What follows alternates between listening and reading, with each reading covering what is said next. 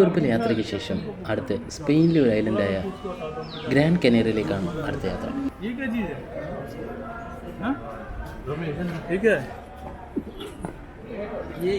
ये रिकॉर्डिंग कर रहा है।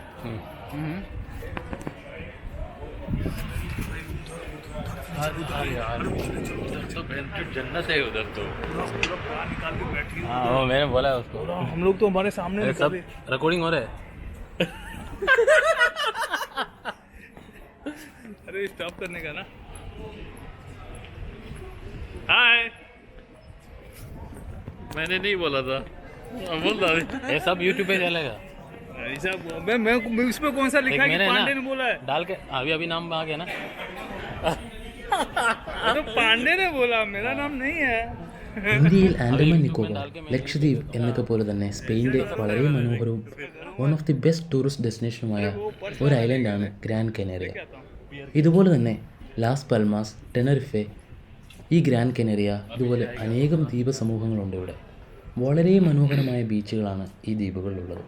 ഇപ്പോൾ സീസൺ ടൈം ആയതിനാൽ ടൂറിസ്റ്റുകളുടെ കുത്തൊഴുക്കാണ് ഈ ഐലൻഡുകളിലേക്ക്. ഈ ഐലൻഡിലെ beach one of the best ബീച്ചാണ്. ആ വിശേഷങ്ങളിലേക്ക് നമുക്ക് പോകാം. ഇത് ഇവിടുത്തെ ഏറ്റവും മനോഹരമായിട്ടുള്ളൊരു ബീച്ചാണ്.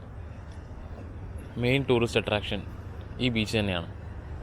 ഈ ബാക്കിൽ കാണുന്ന പർവ്വതനിരകൾ ഈ ഐലൻഡിൻ്റെ ഒരു പ്രത്യേക ഭംഗിയാണ്.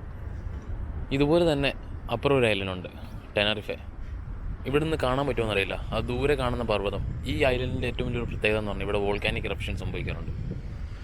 ലാസ്റ്റ് വോൾക്കാനിക് ഇറപ്ഷൻ നടന്നത് കുറച്ച് വർഷങ്ങൾക്ക് മുമ്പാണ്.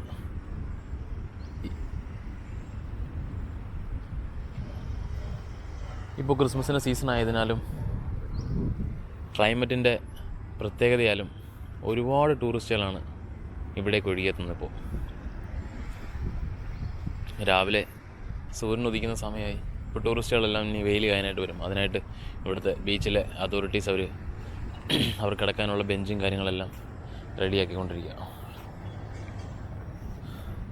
രാത്രി ആകുമ്പോഴത്തേന് ഇതെല്ലാം പറക്കി പിന്നെയും അതിനകത്ത് വെക്കും.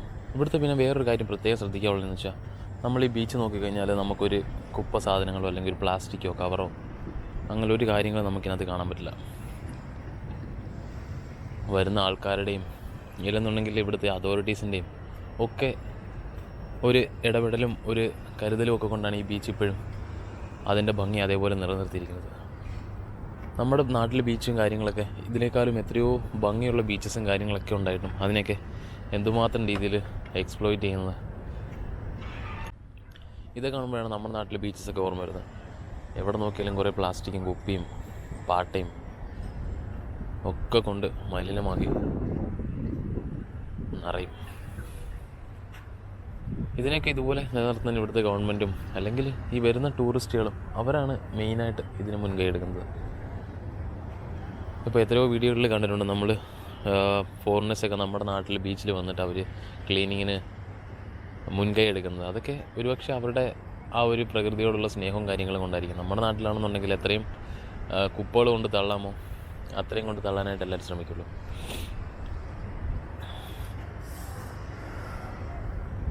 It's very beautiful. രാവിലെ വെയിലായി വരുന്നു. ഇനി ടൂറിസ്റ്റുകൾ വെയിൽ കായാനായി ഇവിടേക്ക് വരും. അല്ല, ഇത് ലോങ് വൈഡ് ഇല്ല, നമുക്കിങ്ങനെ ഒരു കവറിൽ എടുക്കാം. ലോങ് വൈഡ് ഇല്ലേ, സൂമിങ് ഇല്ല, സൂമിങ് ഇല്ല, എല്ലാം എടുക്കാം. അവിടത്തോടെ നമ്മുടെ വർക്കല കോളമൊക്കെ പോലെ തന്നെ ബീച്ചിൻ്റെ ഇരു സൈഡുകളിലായി നിറയെ ഹോട്ടലുകളും റെസ്റ്റോറൻറ്റ്സും വിദേശികളെ ആകർഷിക്കും വിധം നിറയെ കലാപരിപാടികൾ അവിടെയുണ്ട്.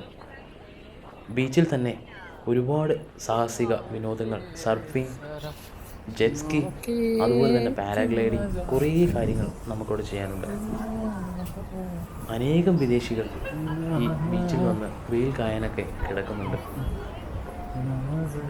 അവിടെയൊക്കെ ശൈത്യമാകുമ്പോൾ അവരിങ്ങനെയുള്ള ബീച്ചുകളിൽ വന്നാണ് അവരുടെ ശരീരത്തിൻ്റെ താപനിലയും മെലനിൻ്റെ അളവും ഒക്കെ അവർ കൺട്രോൾ ചെയ്യാറ്.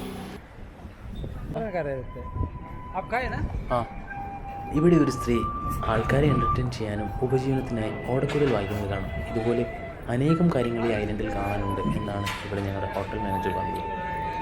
ഇന്ന് ഞങ്ങളുടെ ആദ്യത്തെ ദിവസമാണ്, ഇനിയുമുണ്ട് 3 ദിവസം. അങ്ങനെ ഓരോ കാഴ്ചകൾ കണ്ട് ഈ ഐലൻഡിലെ വിശേഷങ്ങളും അന്വേഷിച്ച് ഞങ്ങളിങ്ങനെ എൻജോയ് ചെയ്ത് മുന്നോട്ട് നടന്നുകൊണ്ടേയിരുന്നു.